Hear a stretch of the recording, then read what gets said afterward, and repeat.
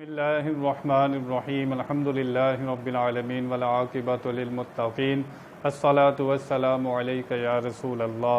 मेरे मोहतरम सामईन व नाज़रीन, अस्सलामु अलैकुम व रहमतुल्लाहि व बरकातुहू। ज़िक्र सुन रहे हैं आप विरासत की तकसीम का। जो लोग इंतकाल कर जाते हैं उनका माल किस तरह तकसीम होगा, किसको मिलेगा और किसको नहीं मिलेगा। दौरे जाहिलियत में लोग औरतों को विरासत में हिस्सा नहीं दिया करते थे।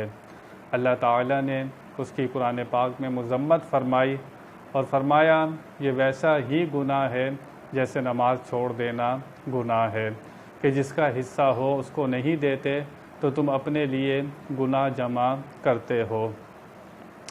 आज जो आया मुबारका है उसमें ज़िक्र है मुस्तहब हिस्सा लोगों को देने का, जो रिश्तेदार होते हैं।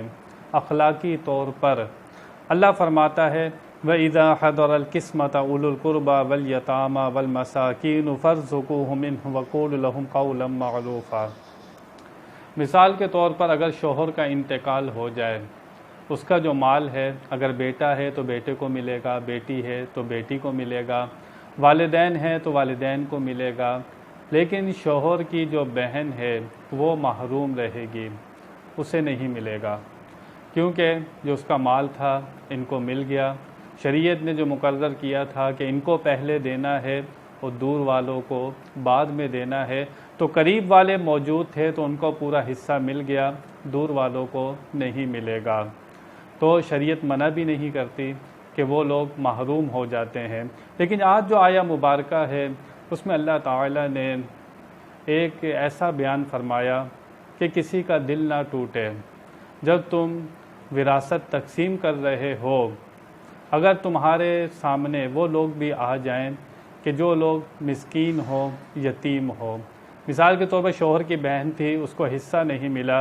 अब बहन के बच्चे थे, यतीम थे या मिस्कीन थे, वो भी विरासत जब तकसीम हो रही थी तो वहाँ मौजूद थे, तो देना उनको फ़र्ज़ नहीं था, वाजिब नहीं था।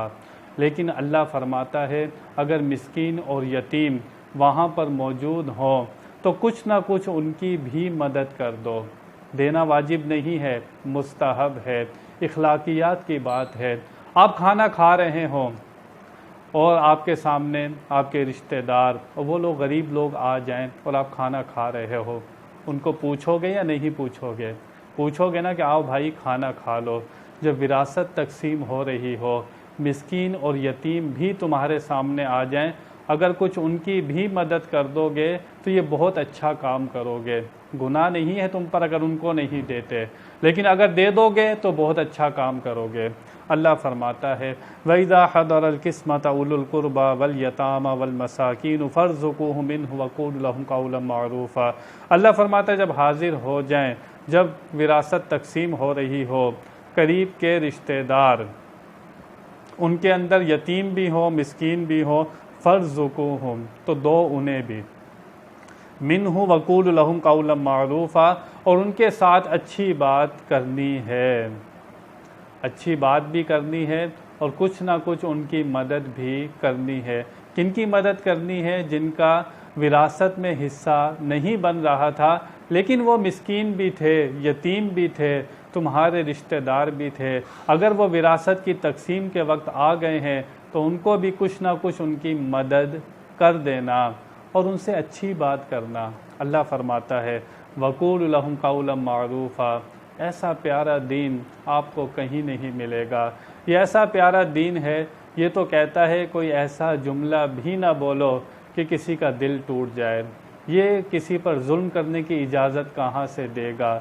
जो लोग इस्लाम को, इस्लामी दीन को दहशतगर्दी कहते हैं, इस्लाम को दहशतगर्द दीन कहते हैं, मैं उनको दावत मुताला देता हूँ कि कुरान का मुताला करें, हदीस का मुताला करें।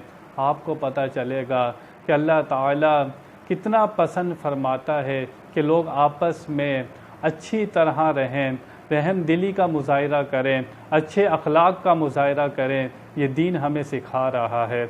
शरीयत में अल्लाह ने जिनके हिस्से मुकर्रर नहीं फरमाए कि वो दूर के रिश्तेदार थे, हिस्सा उनको नहीं मिल रहा था, लेकिन वक्त पर मौजूद हुए, तो उनकी मदद भी करनी है, उनसे अच्छी बात भी करनी है। ये अच्छी बात करना, ज़बान को काबू में रखना। तलवार का ज़ख़म भर जाता है, ज़बान के ज़ख़म नहीं भरते। इस ज़बान के बारे में कहा जाता है, पहले सोचो फिर तोलो फिर बोलो। ये ज़बान ही है इंसान को जो कमाल पर पहुंचा देती है, ये ज़बान ही है जो इंसान को ज़मीन पर गिरा देती है।